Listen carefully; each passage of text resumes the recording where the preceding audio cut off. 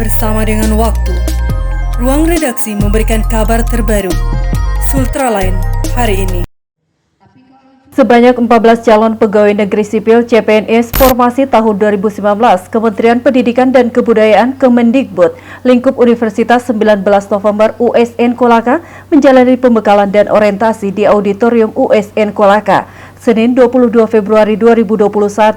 Ke-14 CPNS ini diantaranya Haris Syaban, Niken, Sapriyadi, Widiawati, Sudarnice, Afsitin Juan Tatra, Henry Yaman, Ian Nurdian Haris, Sartika, Eko Haryadi, Suryaman, Hairul Purnama, Laode Zakir, dan Alfian Alif. Sebelum berlanjut, jangan lupa subscribe channel Sultraline, nyalakan loncengnya agar Anda yang pertama mendapatkan informasi terbaru dari ruang redaksi kami.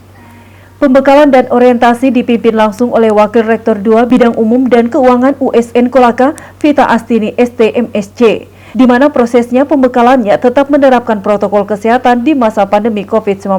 Terlihat para CPNS menyambut baik dan antusias menerima pembekalan yang diberikan Wakil Rektor 2, yang nantinya menjadi bekal ketika sudah resmi menyandang PNS lingkup USN Kolaka. Usai memberikan pembekalan, Wakil Rektor 2 USN Kolaka Vita Astini STMSC saat diwawancarai oleh awak media di ruang kerjanya mengatakan, ini merupakan tindak lanjut dari surat Kemendikbud untuk mengaktifkan CPNS formasi 2019 agar mulai bekerja di Maret 2021 ini, sehingga perlu diadakan pembekalan dan orientasi bagaimana itu manajemen ASN.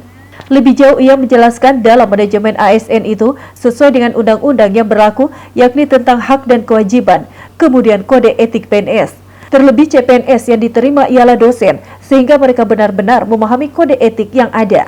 Di antaranya menjunjung tinggi undang-undang, harus netral, tidak boleh terlibat politik praktis, memiliki integritas yang tinggi. Olehnya itu, Vita Astini berharap kepada seluruh CPNS yang mengikuti pembekalan dan orientasi benar-benar serius.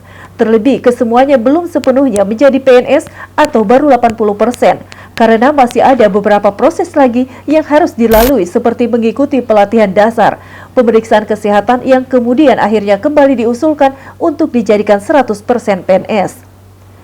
Ia menambahkan pembekalan akan berlangsung selama 2 hari, sehingga para CPNS ini benar-benar paham terkait manajemen, kedisiplinan, dan berbagai macam tugas pokok dan fungsi ASN khususnya di lingkup perguruan tinggi.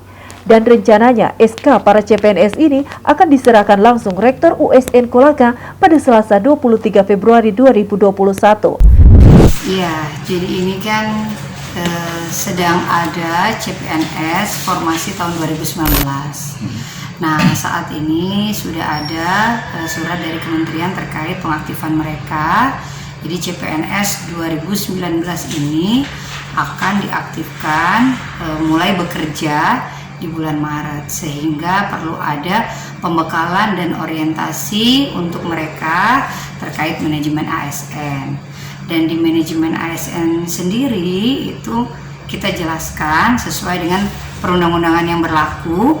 Jadi masalah haknya, apa yang menjadi hak mereka, apa yang menjadi kewajiban mereka, apa yang menjadi kode etik PNS. Kebetulan di sini PNS yang kami terima ini kan semuanya dosen. Jadi kita perlu memberikan pembekalan kode etik yang harus mereka jaga itu seperti apa ketika nantinya mereka melaksanakan kewajiban mereka sebagai dosen.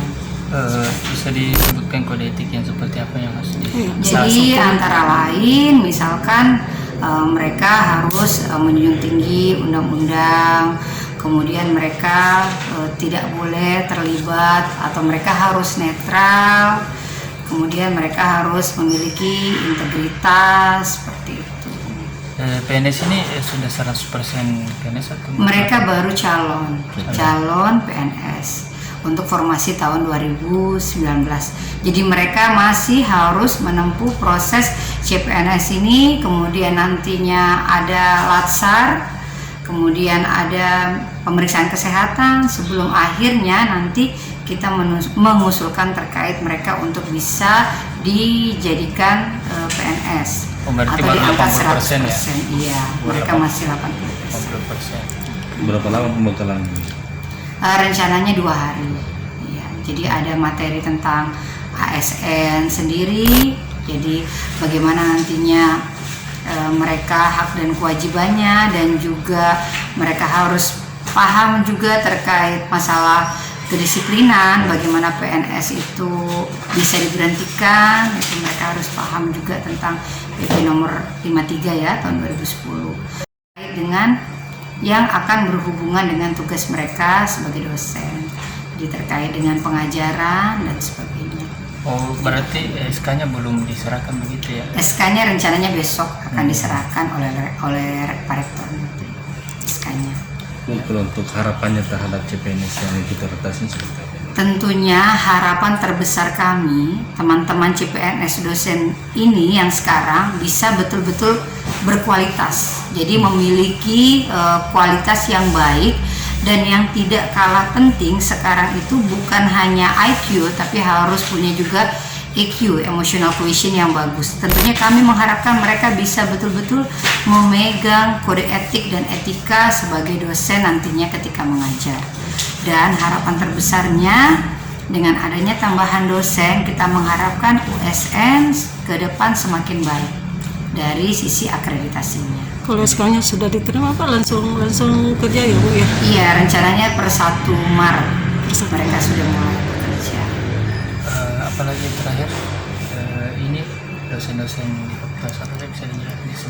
Jadi untuk yang formasi sekarang ini macam-macam ya, ada beberapa formasi, ada dari biologi, kemudian program studinya ya, ada biologi, kemudian ada teknik pertambangan, ada peternakan, ada administrasi, kemudian ada teknik sipil, mungkin ada lagi yang lain. Dari Kompleks Blok M di Kendari, jurnalis Sultra Lansri mengabarkan untuk Anda.